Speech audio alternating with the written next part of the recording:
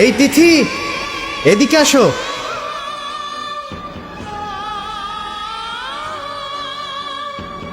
তিথি, কেমন আছো? আমি ভালো আছি। আমার তো বিশ্বাসই হচ্ছে না যে তোমাকে আমি সামনাসামনি দেখতে পাচ্ছি। তোমার মেয়ে না? মাশাআল্লাহ, খুব সুন্দর, একদম পুরো তোমার মতো হয়েছে। হাজবেন্ড একদম পুরো পিওর জেন্টলম্যান। তিথি কে ইনি? ফ্রেন্ড, তিথির অনেক আগের বন্ধু। দুলা ভাই, এই সেই রুদ্র। কি ব্যাপার, তোমরা এখনো এখানে দাঁড়িয়ে আছো? ট্রেন এখনো আসেনি? না, ট্রেন আসতে মনে হয় একটু টাইম লাগবে। আসো মামা, আপনাকে খুব চেনা চেনা মনে হচ্ছে। আরে চেনা চেনা তো লাগবেই। ও হচ্ছে তিথি সেই না বলো ভালোবাসা, যার জন্য তিথি বিয়েটাই ভেঙে দিয়েছিল। ও আচ্ছা, আপনি সে। তিথির তাহলে বিয়ে হয়নি?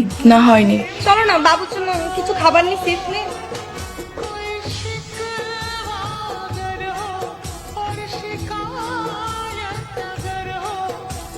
সত্যি তুমি বিয়েটা ভেঙে দিয়েছো? তো কি করব, বিয়ে না ভেঙে তো আর কোনো উপায় ছিল না। আমি এমন একটা বড় মানুষকে ভালোবাসলাম যে আমাকে ভালোবাসলো ঠিকই, কিন্তু বলতে আর পারলো না। একবার বলতে তো পারতা রুদ্র। দেখো তিথি, বাস্তবতা অনেক কঠিন।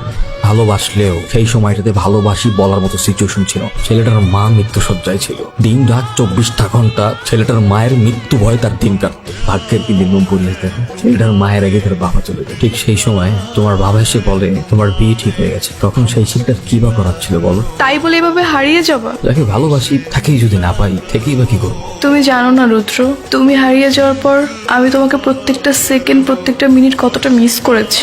তোমার কি একবার ওই তিথির কথা মনে পড়েনি? আমি হয়তো তোমাকে বলতে পারিনি, কিন্তু আমার একটা আত্মবিশ্বাস ছিল যে কোনো না কোনো দিন আমি তোমাকে পেয়ে যাব। আর সেই জন্য আমি এখনো বিয়েই করিনি। সৃষ্টিকর্তা বড়ই মহান, দয়াবান। তিনি আমার প্রতি নির্দয় হতে পারতেন, কিন্তু তিনি নির্দয় নন। জীবনের সবকিছু হারিয়ে ছেলেটা যখন সৃষ্টিকর্তার কাছে বারবার মুক্তি চাইতো, অতঃপর দেখো আমার জীবনের সবকিছু সৃষ্টিকর্তা কেড়ে নিলেও বেঁচে থাকার জন্য আমার ভালোবাসার মানুষকে তিনি আবার ফিরিয়ে দিয়েছে। রুদ্র, আমি কি তোমাকে একটু জড়িয়ে ধরতে পারি?